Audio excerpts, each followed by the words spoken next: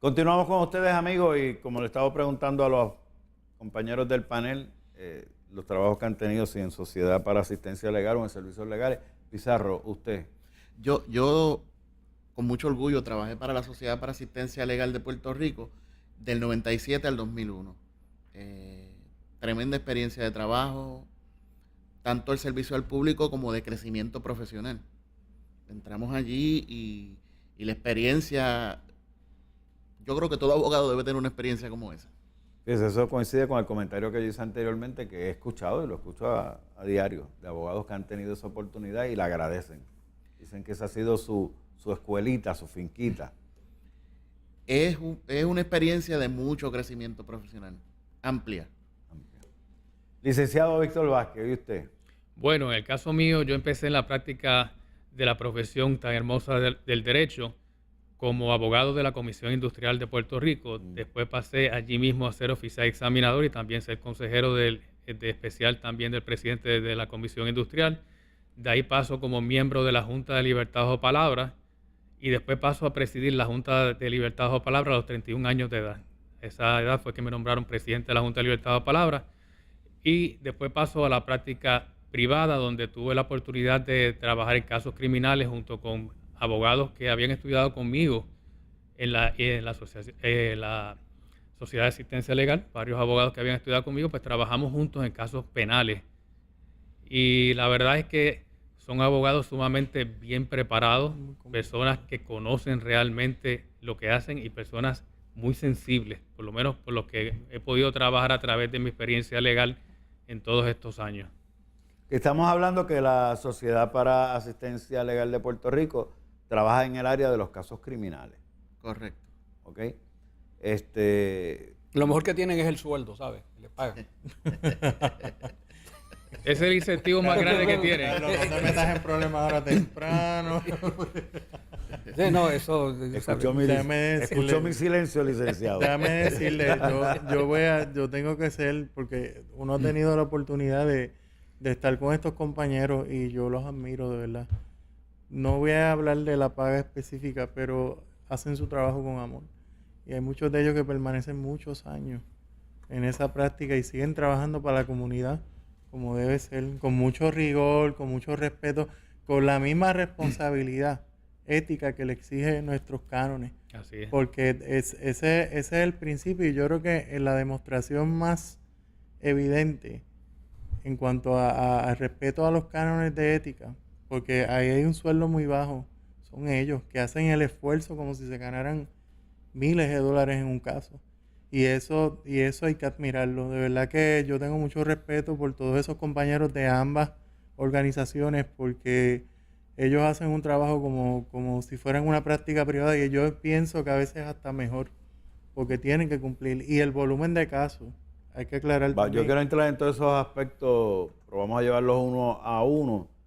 Quiero que nos pongamos en la mente, mi enfoque en este momento no son los abogados de la Sociedad de Asistencia Legal, sino los amigos que nos están viendo, cómo pueden beneficiarse, utilizar los servicios de la Sociedad para Servicios Asistencia Legal de Puerto Rico, basado en lo que dije al principio.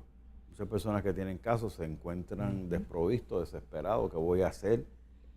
Pues cógete un abogado de asistencia legal y hay personas que ignorantemente, obviamente, con todo respeto, pero no va a estar bien representado, totalmente ignorante el comentario, pero es una realidad con la que tenemos que enfrentarnos. Me uso yo mismo de ejemplo, yo tengo un caso criminal, no tengo abogado, no tengo recursos económicos para pagar, investigué y uno me pidió 50,000 pesos, el otro 30,000, el otro 100,000, lo que me hayan pedido. Y yo no tengo esa cantidad de dinero, yo soy inocente, yo quiero llevar mi caso, yo quiero ganar mi caso, yo quiero que mi inocencia prevalezca en los tribunales de Puerto Rico, en nuestra sociedad, para mí, mi familia y todas las personas. ¿Qué hago? El proceso básicamente comienza cuando una persona es detenida,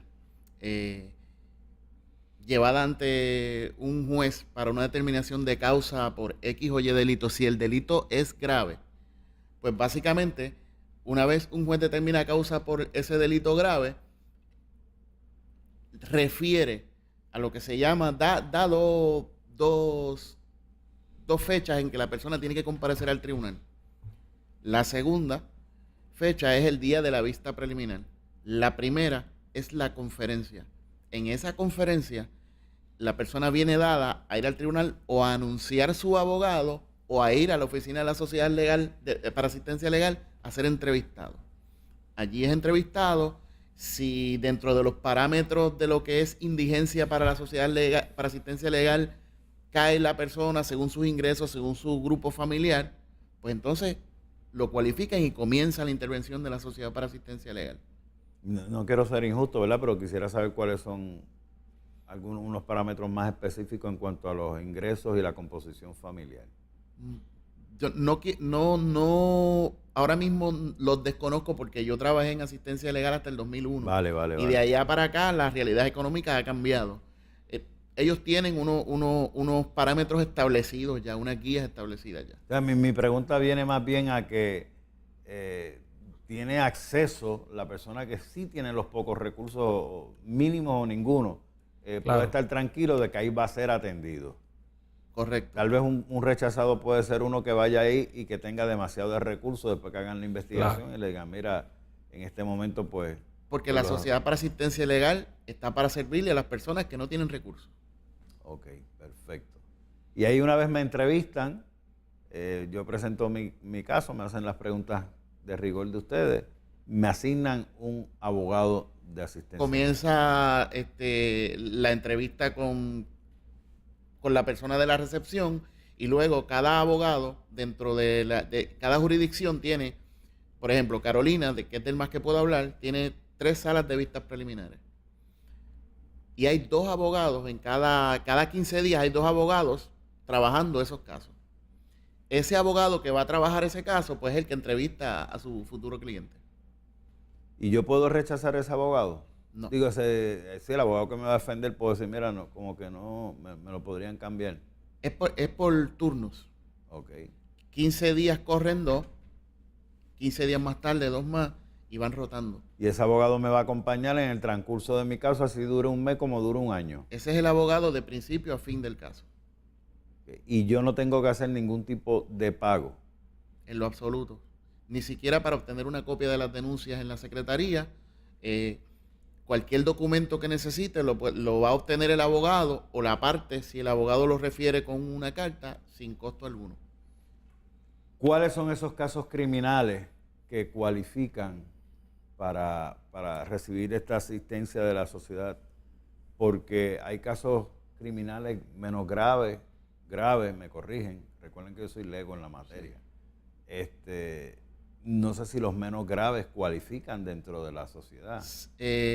Están comenzando un proyecto para poco a poco están representando los menos graves, pero están comenzando ahora. O sea, que en la pero actualidad ciertamente hasta hoy los delitos graves, y lógicamente si una persona comete un delito, es acusada de un delito que a la vez que cometió ese delito grave cometió uno menos grave, pues lo va a representar. Porque todo ese proceso va a concluir junto en un día de juicio. Yo, hablando por los amigos que nos ven y nos escuchan, o sea, la definición del menos grave y el grave es donde está el detalle. O sea, que cuando yo voy a esa reunión, ahí me van a decir, usted cualifica porque es uno grave o no cualifica porque es uno menos grave. La persona va a estar informada porque el pliego o la denuncia lo establece. Va una persona donde un juez determina en causa, la propia denuncia establece si el delito es grave o menos grave. Y el que es menos grave se quedó y no tiene dinero, se quedó en el aire. No. Hay una determinación entonces del tribunal. Si esa persona dice que no tiene recursos para obtener un abogado, pues hay una determinación del juez evaluador. Le hace una entrevista y determina si esa persona es indigente o no. Si es indigente, le asigna un abogado de oficio, que no es otra cosa que podemos ser cualquiera de nosotros abogados de la práctica privada que nos van a asignar representarlo de manera gratuita. Y tenemos que hacerlo, es nuestra obligación. Y eso aplica a cualquier abogado en la práctica en Puerto Rico. Que postule casos criminales. Exacto. Pero eso puede ser tanto en un delito grave como en un menos grave. si la sociedad para asistencia legal no puede representar a la persona por tener un conflicto de intereses, pues van a ir al panel de abogados que vemos casos criminales y nos van a asignar ese caso. Pero claro, con una determinación de indigencia de un juez. Yo he escuchado abogados, amigos míos, que se me acaban de asignar un caso de una persona oficio. indigente, sí, de oficio. Y siempre me he cuestionado, no, me hago la pregunta, o sea, ¿cuántos casos puede recibir un abogado en un año? Así de oficio, o pasan 2 años, 3 años y no reciben ninguno, desconozco. No, pasa 1 o 2 meses y vas a recibir uno. ¿Ah, sí? Cuando el flujo es poco, 1 o 2 meses y recibes uno. Puedes recibir más. Sí. Y esto es para los abogados que están postulando criminalmente. Sí. El abogado que tiene su bufete por ahí con su oficina, que se dedica a otros casos, etcétera, etcétera, ese no va a ser asignado. Bueno, hay una cosa que estaban implementando, que era el abogado asistente, que cuando nombraban un abogado que su práctica era civil, permanecía en el caso y asignaban otro abogado de práctica criminal que lo ayudara. Ya no lo estoy viendo, pero en un principio lo hacían. Por ejemplo, en la región judicial de Carolina somos solo 52 abogados que estamos en ese 51, 52 que estamos en ese panel. Cuando termina esos 52, empieza de nuevo. O sea que si hay un mes movido que hay 100 casos, pues nos van a tocar 2 ese mes. Y usted se le añade los casos que ya usted tiene de su práctica privada. Correcto. Y si usted no lo puede hacer, tiene que demostrarle al juez causa de por qué usted no puede atender ese caso en este momento, porque tiene una agenda Solamente cargada. conflicto de intereses. Agenda cargada no, porque pues con la agenda nuestra, pues vamos a coordinar qué fecha podemos. ¿Cuál es el conflicto de intereses? Conflictos éticos.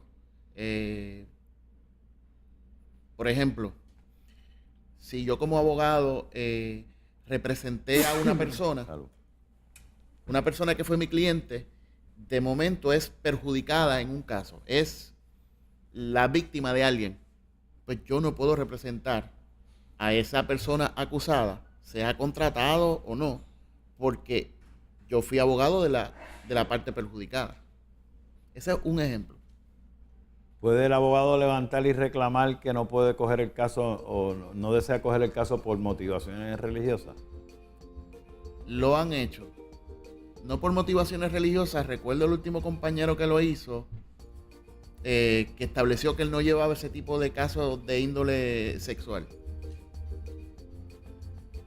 Y se Confrontó le aceptó. problemas. Confrontó problemas. Sí, pues si no se pueden excusar por una cosa, tampoco se deberían de excusar por la otra.